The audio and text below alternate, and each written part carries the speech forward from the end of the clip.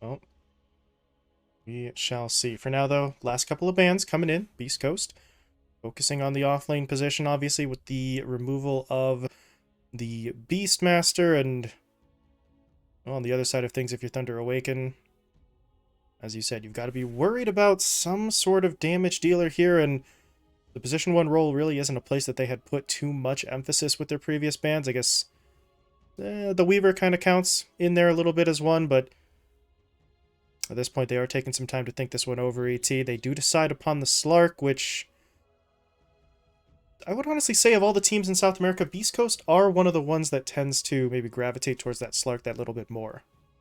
Mm-hmm. And especially just because K1, known for his flexibility, he just plays every hero, every Gastron hero in the game. I feel like that's also where maybe there's a Drow Ranger that I'm looking at. Just a classic hero versus the Medusa. Might not win the outrange war, but certainly wins in terms of damage potential and control that Medusa hates to play against. Medusa will ever only want to have to look at items like Manta and Lincolns for the defensive capabilities. It's where if you have to look at items like a BKB, it's always third, fourth item down the line in the progression. It's never something you're going to look or even want to rush. Otherwise, you probably wanted a different carry, but we'll see if they hit on that ban, or if they don't, then maybe it's just simply to look for a hero like the Sniper. Of course, Sniper versus Tusk, we've seen blow up in the Sniper's face, blow up in the Tusk's face. It's a deep, long dive that you have to go for, but one that, if you can find, can be gold for you and could be a situation that Beast Coast might not want to look for, even though certainly into the Medusa matchup, Sniper's your classic counter. Well, where do we go? Beast Coast with their final ban do remove the Timber Saw, so well, it's a bit unfortunate. The Timber's been banned out pretty frequently here. Both sides having some players who can take it. Obviously, that's part of the reason why it's banned away. It's just a little unfortunate because we haven't gotten to see it in a long time in terms of someone actually pulling the trigger. But no Timbersaw, no Faceless Void either. Thunder Awaken do decide that is their final ban, and maybe not the greatest hero in terms of quick damage output, ET, but I mean, the lockdown for the Dusa, the fact that there's a Snapfire in the lineup, you can't really allow that combo to hit you up. Yeah, a little bit too much control. Just something you wouldn't want to deal with in the first place. And then supplemental control, just a bad situation where if Medusa and Faceless Void are both farming, then eventually the Void is going to connect with an ultimate. But now, TB's still in the pool, Sniper's still in the pool, Shadow Fiend's still in the pool, even though we saw the SF versus Medusa matchup play quite a big pivotal role yesterday. But no, Hmm. none of the above. They decide to go for Leshrac. And we'll have to see. I don't even want to take a stab at what Beast Coast are going lane wise or player wise, because I suppose that is going to be their choice for K1, but this pushes their tempo way further up. They're no longer looking to counter and farm versus the Medusa. They're looking to take the game completely out from underneath her. Mm-hmm. Just push in with really overwhelming force and take the Medusa and all of Thunder Awaken really out before they ever get the chance to build themselves up that far. So that does feel like a little bit of a risk, but then again, not trying to hit the Medusa early presents a risk in and of itself as well. So we'll see how this one plays out. At least it's different from what we see a lot of other teams doing. Yeah, no, and extremely confident, and maybe it blows up in their face and they run out of time and they just run out of a game to play for. But again, we'll see. And it doesn't even feel like a deny pick. It just feels like now Alone just looks for another ranged hero. They don't want to pick Lena Medusa. They don't want to have that much of a do nothing lineup, but it's where they could afford to just look for something else to farm. And let's see. Okay. And I'm not even going to guess. So it will be mid Tusk. That much I do like for Thunder Awaken. But okay, they pick up Slardar and certainly make that Medusa more of a quick damage dealer and gives them an easy way onto the Roche. Thunder Awaken's Roche is so disgusting now with the tag team. But at the same time, questions. And K1 is the one that actually ends up taking that Doom. And Dark Mago says, I'm mid Lesh. So Hmm. okay. Even though it is going to be a carry Doom, it is still now more or less up to Dark Mago to do everything. He gets the buildings, he gets the objectives, he's going to be at the center of every single team fight. Just a very, very different draft from Beast Coast. Yeah, very different, but still potentially potentially effective. But I do have some questions about just how quickly they are going to be able to play, because we did say that was kind of the overall strategy for them, ET, but it feels like you kind of give them the benefit of the doubt, especially after the way that game one played out for them. Mm-hmm. Definitely. And, you know, this certainly feels nice with the Abaddon as well. I think Stinger is also in the hot seat. He has to play a really nice, clean Abaddon game, but will be able to allow and enable Dark Mago to just play like an insane person. You just having a single save turns its Leshrac into a completely different hero. And it's also where Thunder Awaken are pretty strapped for disables. It's where if they hit that one initial stun, the follow up is great, but they need to hit that first stun. And that first stun right now is just a snowball or a punch. It is not that reliable. It's where I wonder what Illich's build is going to be and how he's going to scale, because I think Blink Dagger is pretty up on his list as well. But again, we'll have to see. Give him the benefit of the doubt. This is maybe a stroke of genius here from Beast Coast, or it'll fall on their face and they'll lose to Medusa in 40 minutes.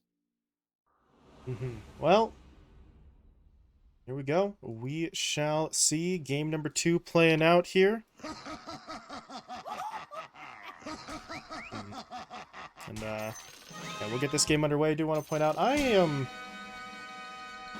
ET still flying by the seat of my pants here in terms of whatever the heck the audio issue was uh, that we had earlier on. So, folks, if it sounds terrible, I apologize. I think everything is back to normal, but that may not necessarily be the case. It's okay. It's all okay. It's all okay. And look at this.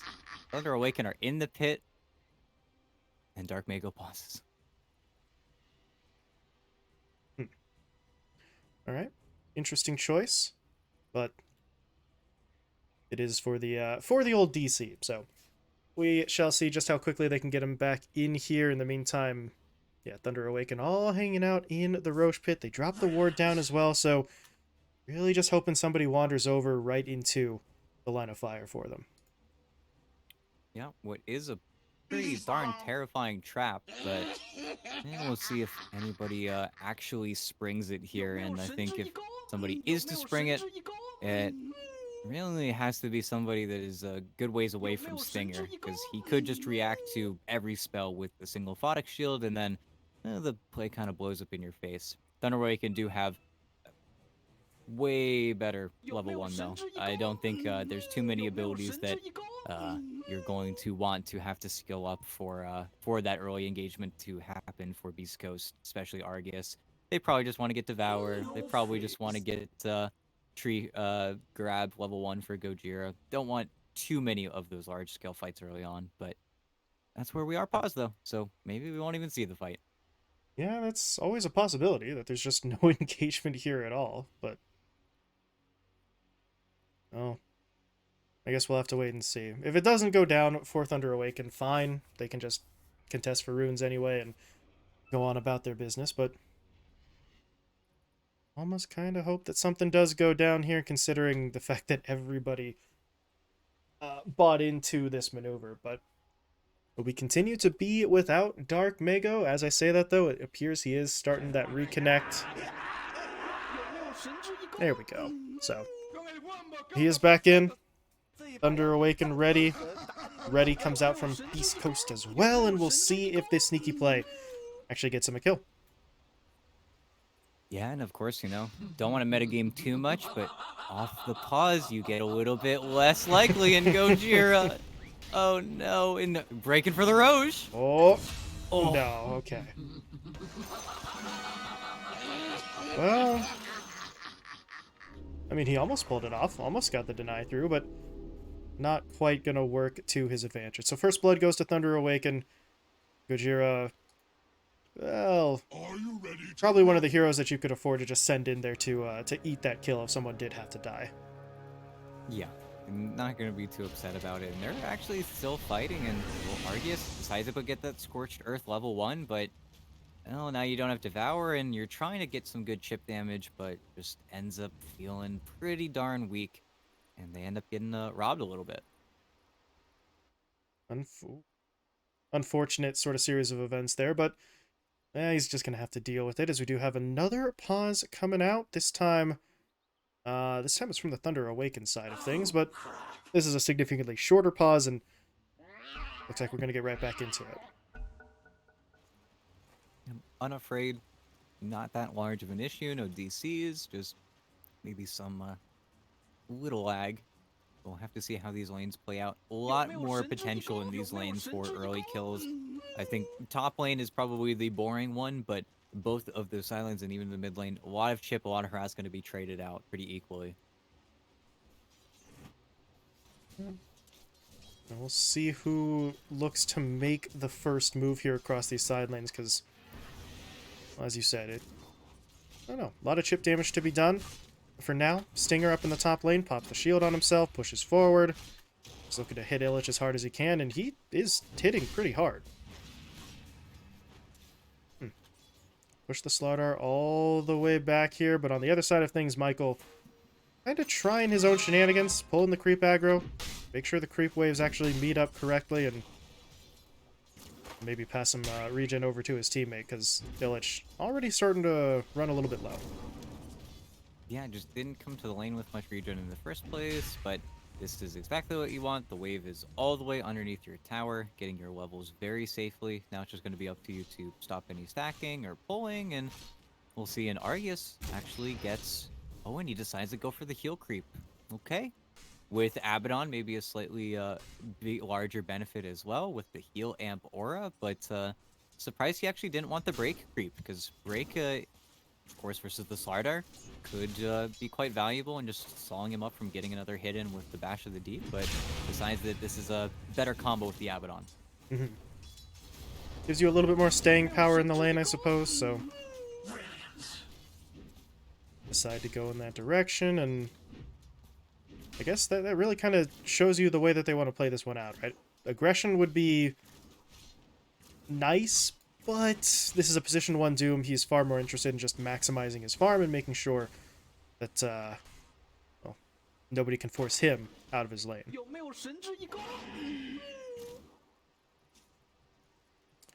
Right. Michael does have to commit a leap charge there to try and burn away the last maybe second or two of that salve, so I don't know. Stinger still got quite a bit of regen out of it, but it's worth a shot. Also for Michael, just keep tabs on Stinger in general. Make sure he's not sort of slinking away to maybe go for a stack or a pull at this stage. Yeah, doing a good job using and abusing that first blood gold as well. Just making sure that this Wraith Band, he's getting really all his money's worth. And continuously, K1 pushes the wave in with the Scorched Earth, which puts that closer towards that Slardar's tower, and Illich is more or less free farming right now. Meanwhile, on the other side, Gojira, I don't know. I mean, he's got a point in the toss now, so they could get some sort of play. Toss back into... Maybe the Cookie and the Scatterblast could do some work, but just kind of a hard play to pull off at the moment, considering how far back this duo on the Thunder Awaken side had been playing. But you do see Smiling Knight pushing a little bit further ahead now, and really he would not be the target. It feels like Excel would be the one that they could get that kill on a little bit more securely, but Jira's timing is a little bit off here. Pushes his way in, but the dual breath is really just going to push him right back out. Yeah, once Avalanche is on online, then that's where maybe we see that play get made just a little bit easier. But that's where over towards mid, we're already seeing rotations. Michael goes over, tries to get a D ward going, narrowly misses Dark Mega's ward, but is also just playing to deny these runes and alone. Oh, they're pressing the arrow. for it. Oh, it's a little bit late. Now Alone's in trouble. They're going to hit him up with a stun. Gojira, though, well, he focused both the tree and the toss onto the Murano, so the damage is a little bit split. That may be enough to get Alone out of here. And I think he is going to make it. Dark Mago doesn't really have the mana or the desire to chase any further. Yeah, and the slight mistake there from Gojira, letting the Tusk get that water rune, just gave up on the body block a little bit too soon, and very early support rotations, but all come out with really Alone coming as the winner. Just has his bottle filled up, now gets the wave pushing into him. Maybe he's going to have to worry for bounty runes in a minute or so, but otherwise is very satisfied. Interesting sort of well, I guess engagement, little skirmish we'll call it, but everybody's gonna reset, although as I say that, Gojira is making his way back over, but with basically no mana. He had one mango, but he's not here for the fight. He's just here to throw down a little bit of vision with that ward. Of course, that does mean Sacred's alone, but Thunder Awaken, if they realized it, they don't really want to do anything about it right now. And I mean, if you're Knight, there's really not much that you even want to do to force a fight, right? You can just sit here and continue to farm. Yeah, pretty uncontestedly, getting your levels up, and a rotation that the Tiny doesn't feel too bad about making because, of course, Sacred wants his early level 6, so that way he can just get those kisses as soon as possible, and he is getting pretty high up there level-wise, but it's still a much slower game, and now, with him returning back towards bottom, I think this is where Thunder Awaken should be able to win that rune battle, and alone again, look at where he is and gets clipped by the Split Earth.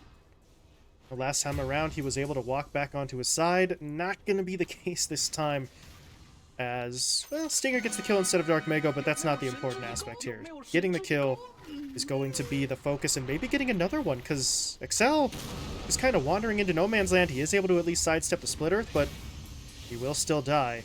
Dark Mago finds the kill. That last bit of DOT on a Gojira will not be enough to kill him, and East Coast managed to get 2 on the board in slightly strange fashion, but they'll take any kills they can get. Yeah, just punishing some of that aggression from Alone, and now that Alone's level 6, could certainly see him get a little bit more active and most likely smoke towards that Doom's lane, because really K1's playing in a pretty telegraphed fashion, pretty easy to call where he is at any given moment, but without a rune, it is difficult for Alone to go anywhere else. And in the meantime, well, Dark Mago's farming up stacks. He's using this Arcane Rune really for all it's worth, and now he's got Arcane Boots, so it's only the beginning of what is a very nice start to a Leshrac game. Gojira gets the Avalanche, gets the toss. Sacred's coming in with the Scatterblast and the Cookie, and they are going to be able to get this. There we go. Just an extra moment there as the attack speed slow kind of messed with their timing, but we'll still find the pick. That's now 3 straight, and Knight doesn't want to be here anymore. TP's himself mid, but the reason mid is open is because they're making a rotation up top. Looking for K1. Oh my goodness. Cookie stun into kisses. Illich goes down, Alone dropping as well. The Sacred just outplays everybody there. Yeah, combination of things. Argus, okay, K1 has the ice armor creep, which just delays the kill onto him by so much. It is such an obnoxious creep for the Doom to find. And then Sacred just proves why he is the Snapfire. He is, again, I think the world's best offlane Snapfire, period. And that gives the lane back towards the Tiny, so everything feels balanced out. And again, during all of that, you did have Knight coming over, snags a DD rune as well, becomes your new mid laner and tower defender for the time being, but that was a huge L for Thunder Awaken. Try to get aggressive, instead you end up giving over 2 kills, and well, elsewhere on the map, there's a little bit of farming going on the opposing side as Sacred and Stinger sort of clear through a stack here, and okay, I was wondering if K1 was going to try moving elsewhere. He does remain in the top lane, and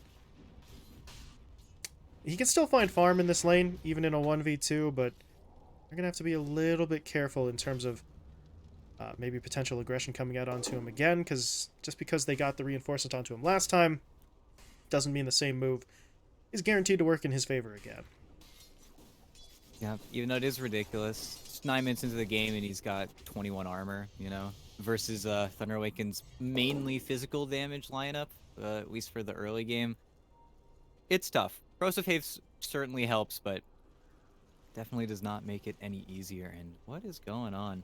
Gojira is so far in the middle of nowhere, just walking camps. Level 4 Tiny. He's really been filling that roamer role, but gave the mid lane over to Excel for a little bit, and Dark Mago makes this his new home. Yep, pushing their way in. There's the stun. Excel's in trouble. Avalanche comes through. No toss just yet. Now he's going to deploy it to get Alone away, but not far enough away for Dark Mago to actually make his escape. Michael will get that kill. Stinger, he's at least able to walk out, so they do get one of the 2 away, but Gojira He's going to get run down eventually alone. Gets the kill with the Walrus Punch, and Thunder Awaken able to rally the troops to basically just kind of win that fight. Only the Jakiro going down. Yep. Ends up being a 5-man rotation, but killing the Leshrac, of course, very important. Trying to give him as slow a game as possible, as well as still trying to get Alone involved as much as you can. Tusk doesn't need a lot, but he needs levels and needs maybe a Falcon Blade, and then he is one of the strongest heroes, period, as well as needing really Alone to be the one to counter a lot of what Sacred's going to try to do in this game on the Snapfire. But we're back bottom, hard to spawn at 10 minutes. Sacred's going to start pushing in, and this is where we should see the tier 1 trade, but Thunder Awaken already are getting set up a little bit, and they're going to find the Tiny first. A little bit of a hard kill, and you got the Ava off. Yep. There's the toss. He is stuck in the shards, but the cookie's going to push him out. The arrow doesn't hit any heroes. At least it gets the siege card out of the way, so the damage under this tier 1 is really not going to be that significant, but the way that they were sort of angled their ET, they really were hoping that they could get a quick pick onto the Tiny, and it just doesn't materialize. No, definitely doesn't. Then look back up top onto Illich, and well, doesn't get to connect. Had to doom what felt like defensively, but with the Abaddon TPing in, great defensive tool for getting the damage off of K1, but isn't able to set up for the kill any further. And then back bottom, Alone finds a solo kill. So get in onto the Tiny, take him down this time. So they're still finding something from Thunder Awaken. It's, I don't know, not the cleanest of plays that they're making here, but they are still getting some of those kills, getting the net worth back into a manageable distance, and they finally get this tier 1 tower. The Glyph is going to slow them down. We do see a TP coming in. Gojira is going to be here, and you've got Stinger in the area too, but that leaves you missing an actual damage dealer, and Illich is looking to maybe just poke and prod, see if he can find anyone, but his teammate has already gone down. Excel gets picked off. Stinger will fall. But that's all that's really going to happen there. It's just a 1-for-1 on the supports, and the tier 1 tower stays standing.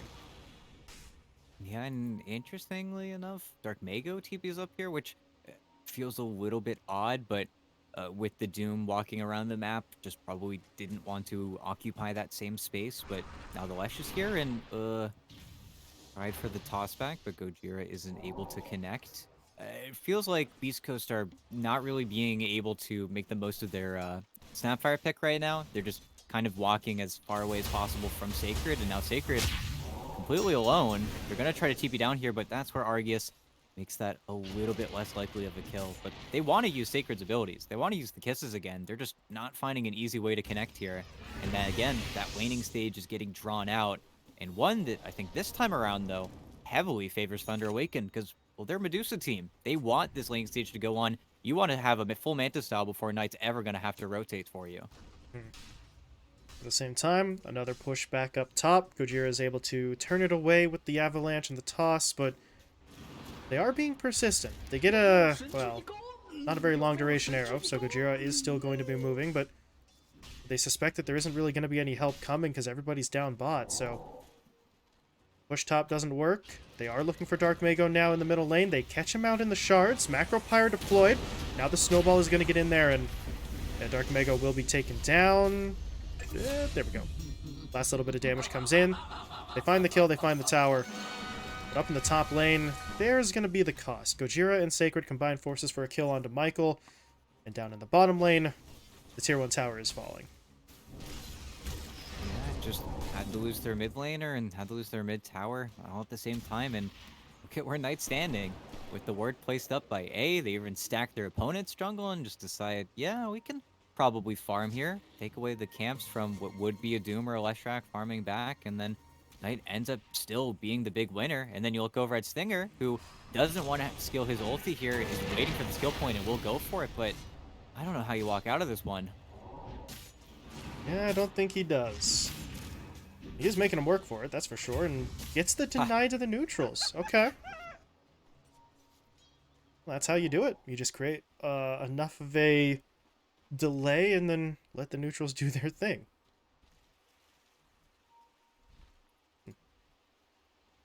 And now, oh, Sacred, that's a problem. He is going to get hit up by the snowball. The Ice Blast comes in, the arrow connecting too. Sacred, though, I mean, he's not going down just yet. He's got the point booster, he's got the health, but eventually they are able to bring him down.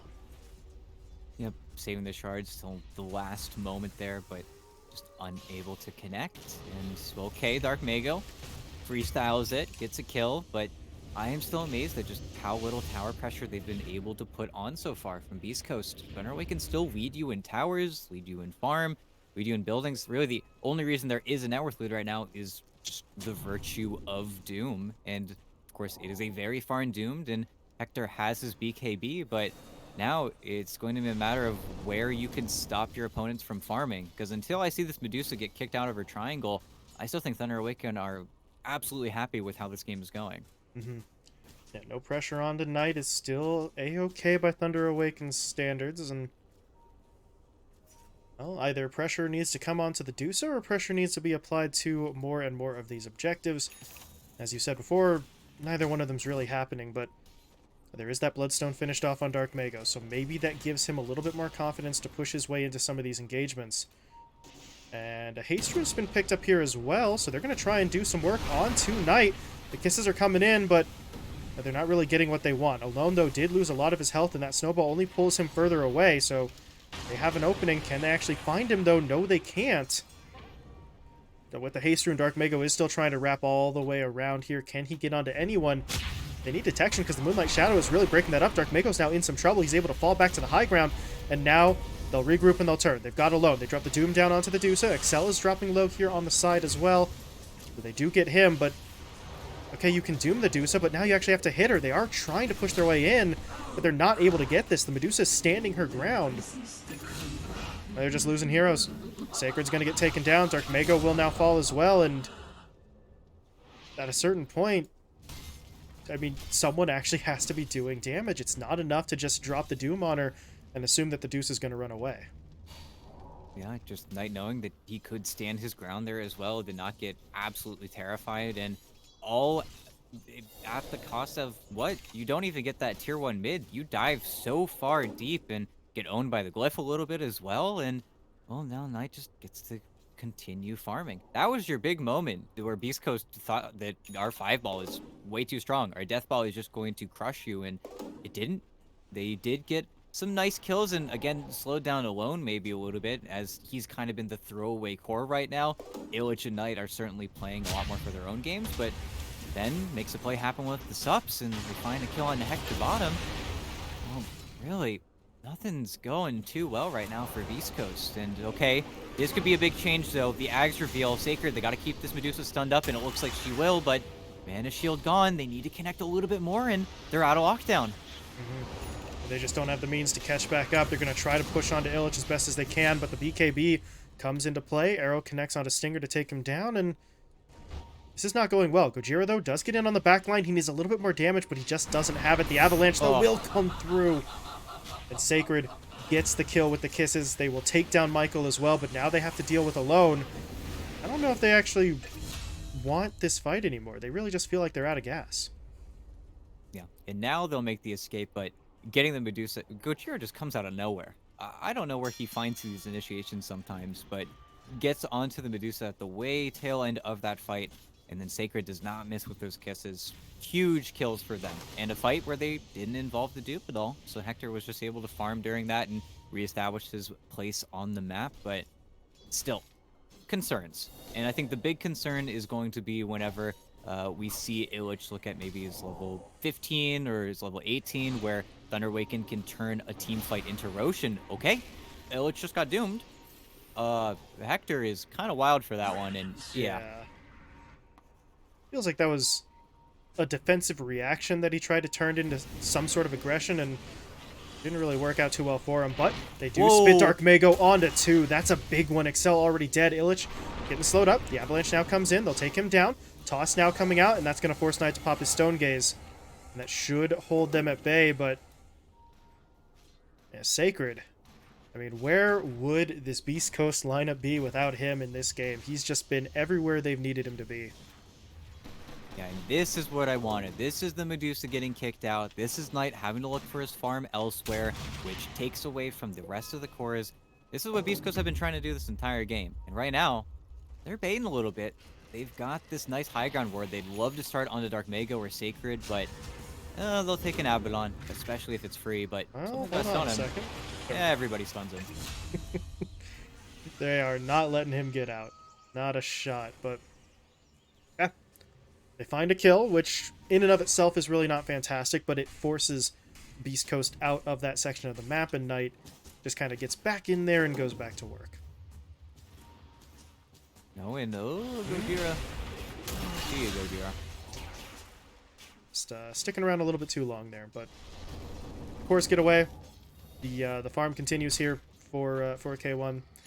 Just about done with the completed Shivas at this point, so that's going to be a pretty solid pickup for him. All of these heroes from Thunder Awaken do kind of like their mobility, so take that away, so up some of the attack speed a little bit.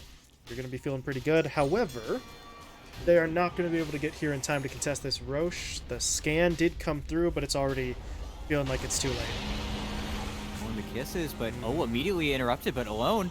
Hopefully he doesn't give his life for this one, but they're going to try to run down the Tusk at the very least. Yeah, he's in some real trouble, dang.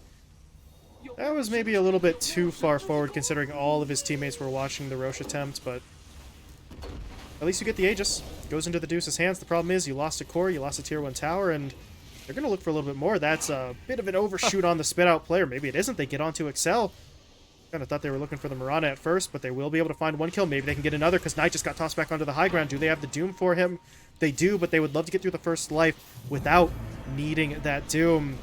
That's not really feasible at the moment, though. There's just way too much durability on this Dusa. So instead, they have to Doom up Illich, but they are going to try to turn around. Gojira gets in there. Avatar's connecting onto 3 or 4, so Illich does end up going down. But yeah, Knight is just still a problem. If they're not focusing on him exclusively, then they really can't afford to do anything, as Gojira just gonna get a little bit left behind, just takes his hands off the keyboard and accepts his fate. Didn't have his TP. Dark Mago had left way earlier on in that fight, just didn't want to be caught when he didn't have any mana, which is probably a smart call, but because of that, loses a good bit of his friends, but it could be worse, but it really is kind of amazing to see how confident Beast Coast are, even though there is an Aegis, even though there is a farming Medusa. We'll just kill everybody else and then run at your tier 2s and then cause this almost knee-jerk reaction from Thunder Awaken, because Beast Coast just farm. And then as soon as they think that it's time to fight, they flip a switch in their heads and they say, okay, it's kill time. Kill, kill, kill, kill, kill. It's all you can see written on their faces. And I think in that previous engagement, losing Sacred so early is really all that stops them, because really, if you can keep on finding him, he's the beginning and the end of a lot of these team fights. As Gojira gets a whole bunch of spells cast on him, but everybody starts to walk away and is unable to make any blink tossbacks just because of the macro pyre. But Excel, he's still working on it.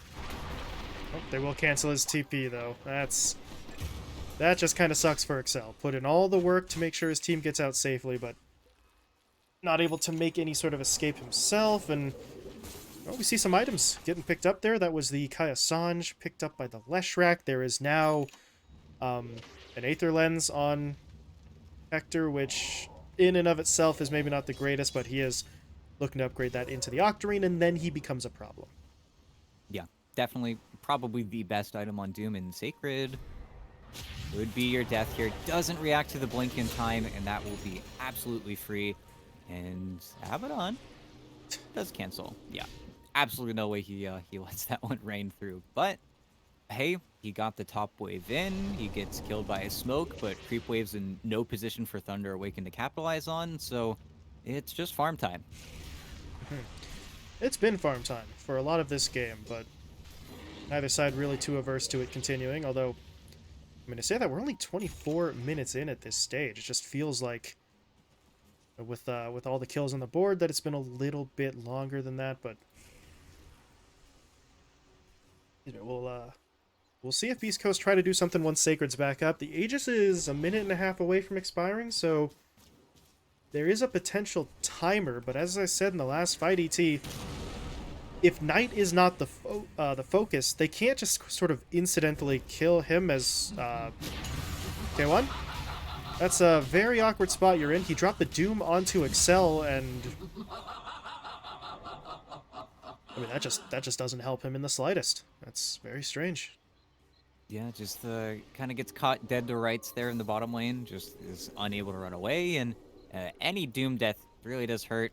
Midas is off on CD. The Devour also off CD. So K1 is probably biting his lips right now. Just very unhappy with the situation. But again, kills that don't lead to anything for Thunder Awaken. They're still just farming. It's where that decisiveness is going to come into play, maybe in this next phase of the mid game, where those death timers get a little bit longer, and then you can actually start to swing for those objectives. Because Thunder Awaken would love a tier 2 open and the threat of pushing it down that high ground. And look at Stinger. He's pretty far up in the top lane with 0 TP. And I don't know if he's going to be able to walk this one out, and not with that Yules. Yeah, he is absolutely dead. Knight comes over to take the last hit, so they get a little bit more money into the Medusa's hands, working towards that Daedalus buildup, and there goes the Aegis. Going to be reclaimed, so Thunder Awaken, as you said, weren't really able to get any objectives with that, but well, they're looking for a kill now. On to the Doom. Not an easy kill, though, and with Dark Mago nearby. Well, they might still try for it. Illich pushes in. He's able to get down the stun into the bash. That's going to force the Bloodstone, but Dark Mago, he's just not healing enough. Yeah, Illich pops his own BKB. Now they're back onto the Doom. The cookie has to come out, but it won't be enough. And now Sacred just wandered into the battlefield, and he's going to die too. So, I mean, that's 3 core kills, just lining themselves up one at a time. They get the tier 1 tower off of it as well, and Thunder Awaken would not have asked for a better setup there. Yeah, and hey, they still got to work on these creep waves, but with the lane wards, they got to see everybody kind of walk and TP in one after another, and they're turning these kills into money. And well, now we're getting up to the 40, 50-second death timers. It's where the Beast Coast, it might be time to fight. When is it time to fight here? You're getting an Ags on your Leshrac. It'll Gojira, he's cutting the top wave, and now he is getting hunted. A TP that looks like it will succeed, though, just a little bit too quick, but what are we waiting for? Is it a BKB on our Snapfire? Is it another damage item? Our Doom is getting an Octarine, it feels odd. It feels like Beast Coast are just sitting on their hands right now and getting away with it because it's not like there's an Aegis to fight for currently, but it just feels like they shouldn't have as many objectives as they have right now. And Smoke Up, they feel the complacency a little bit as well, but smoke that doesn't involve K1, and of course K1 without a Blink Dagger is already kind of strapped when it comes to these smoke breaks, and Gojira gets his smoke broken, isn't able to blink on that Tusk, and is looking for the kill, but nope, isn't able to capitalize off of their vision either that Excel is very aware of, so swing and a miss for Beast Coast as a full Daedalus now for Knight. Daedalus completed. Meanwhile, looking over to the Leshrac, Dark Mago, he is working his way towards an Aghanim Scepter, so I guess the Nihilism might be their path to get through that Dusa just that little bit more, right? Put him in the ethereal form, prevent him from right-clicking, get some extra damage in, or magic damage. So that might be where some of that hesitance for them to push forward comes from, but I don't know. It's an interesting approach to try and get onto the Dusa ET. I just don't know if it's going to be all that successful. Look at this. Smoke up yet again, and look at K1. They're starting. They get the stun lockdown. There's going to be a Force Staff, though. BKB now comes out. He'll turn around and drop the Doom. The Doom went in onto the Slardar, but even without his abilities, he's just right-clicking his way through this. He does a pretty substantial amount of damage, and Sacred ends up getting taken down. Now Dark Mago's in trouble. Walrus Punch locking him down. He has to pop that Bloodstone. Gojira, though, comes in. Nice avalanche on a 3. It's just not enough. Dark Mago will die. Gojira falls as well, and Beast Coast, I mean, at this point, this is just an absolute collapse. They're getting entirely outplayed in the last 3 or 4 fights in a row. Yeah, and you couldn't ask for a worse Roach timer either. That's pretty much as quick as you could ask for. Just a matter of whether or not they scout it out in time. 15 seconds, and then, well, this could just be another free Aegis, because, again, I'm looking at the power spikes in the items in succession, and I just don't see it. I don't know where Beast Coast find their next big power spike, because Thunder Awaken is just kind of walking at them and winning. It's not too hard. It's really independent, and Yep, they scout out the Roche as soon as it's available to him. Knight even gives up on that tier 2 top, says Mantis, you got this. I got an Aegis to grab. Quickly gonna make his way over. And if you're Beast Coast, you don't really have any means to stop this, even if they did know for sure it was happening, so it is gonna be Roche for free. Aegis and Shard. We'll see if, does Knight just take both? Yeah, he does. Okay. Cold-blooded. Online, it's now even harder to get onto that do so with any sort of targeted abilities, and Thunder Awaken got to be feeling pretty damn confident at this point, but they do still need to break through a lot of these objectives. And that's something that they have, to Beast Coast credit, been very slow at Sacred. Oh boy. Blink out, I'm very glad he got, because that was pretty wild on his part, but is the name of the game for Beast Coast just going to be to creep cut yet again? Kind of feels like that's the model they're adopting. K1 doesn't even feel safe hitting bottom, even though, of course, we can see that Thunder Awaken are all mid behind their Medusa, but Knight really doesn't need many heroes behind him. He's kind of got all of the control he needs to win this game outright. It's just a matter now of Thunder Awaken taking the steps and moving down the list of objectives to take. This top tier 2 ain't gonna last for long, and then Thunder Awaken probably should poke and prod up that high ground just a little bit, see if they could even force out the glyph, because right now, aside from maybe a tiny toss back, I don't know. There's just, again, not that much to play for. You got Ags on Dark Mago. That's not armor, that's not initiation, it's not a BKB, but I don't know what else you're gonna buy here. Bad jump from Alone, something to play that, but aside from that, it feels like you're waiting for Thunder Awaken to make a mistake. Dark Mago is getting hit pretty hard here. The Scotty's going to slow him up a bit. They are able to get him out of there safely, but if you look at that series of events there, he loses nearly half of his HP in the span of a couple of seconds, so you want the Leshrac in the middle of the fight, but you don't really know if he can survive long enough to have much of an impact anymore. And Knight now has a pocket BKB for that second life, so completely happy with that, and oh, really, the only way I can see Beast Coast executing is if this Aegis doesn't exist, where they find Knight at the beginning before anything else. That's where they could take a team fight, but the smoke feels like it's going to rain hollow and not hit. The Medusa is even protecting the supports right now. Of course, it goes both ways, but it really does feel like the Medusa is the one walking Excel and Michael around the map. That smoke dissipates, and I feel like we are going to have to wait another 2.5 minutes, 3 minutes before that Aegis is up, but okay, a forest, a scouted smoke as well. They caught the tail end of that and see the Leshrac walking down mid. But who is their target? It's not the Medusa. That's the one hero they want to desperately avoid, but she just keeps on showing up in the most annoying of places. Just kind of knowing at this point what it is that Beast Coast are going to try to do, so Knight just steps in and ruins it, but now they're going to go for a smoke play of their own. Dark Mago. Oh, he's going to get jumped in on. There's going to be the kickback. Dark Mago is instantly dead. K1 tries to push in for the fight. The Doom is deployed onto the Mirana, but that's not a very good Doom at this point, and now they're just on the run. Can they get away, though? Sacred sure can't. They're able to take him down, trying to clean up some supports on the outside edges of this fight as well, but that's just GG. They just call it there. Yeah, Wow. and I don't disagree. I don't know what happened there with the draft. I think something got said, a decision got made, and maybe we see, kind of glimpses of what the idea was. I think whenever they doomed that Medusa and narrowly killed her at the tier 2, that was probably the idea of just run her down, force her into these awkward positions, and then hope it's enough. But then it slowly became, what are we farming for? We've got K1 on Doom. We've got Dark Mago on a Lesh game that's not doing too well. Sacred was still doing Sacred Snapfire things that looked great, but the Medusa's farming during it all in a really awkward win that Thunder Awaken are able to pick up. Able to take advantage of not just their own relatively solid drafting, but some pretty obvious confusion from the Beast Coast side of things. So Thunder Awaken, you'll take it, right? If your opponents are looking a little bit lost, you just push in there and drive the wedge. In this case, the wedge was a Medusa who was basically unkillable, and they tie up the series 1-1.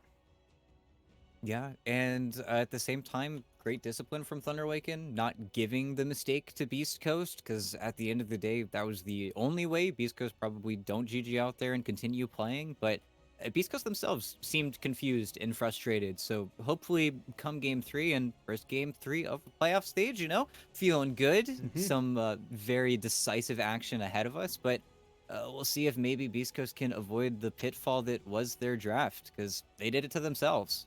Yeah. Some self-inflicted wounds there, making it a little bit tougher. So we'll see what the Game 3 draft looks like. We'll see if Thunder Awaken can now harness this newfound momentum and push all the way through, or if it's going to be Beast Coast getting it back under their control. So first Game 3 of the playoffs, as you said, and the final game of the night is going to be coming your way in just about 10 minutes here. So stick around. We'll be back.